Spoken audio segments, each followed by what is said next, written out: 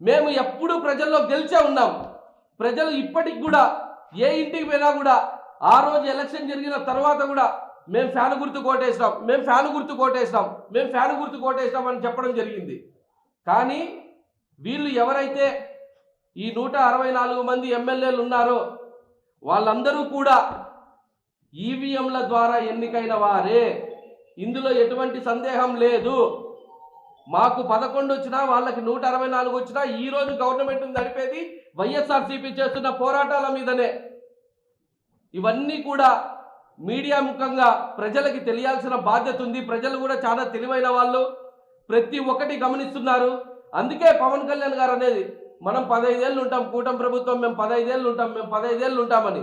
ఈ విధంగా ఇస్తే 15 ఏళ్ళు కాదు 150 ఏళ్ళైనా ఉంటారు. కానీ దీనికి ఖచ్చితంగా ప్రజలు తిరగబడి రోడ్లపైకి వచ్చే అవకాశం లేకపోలేదు. మీరు ఎన్ని అబద్ధాలు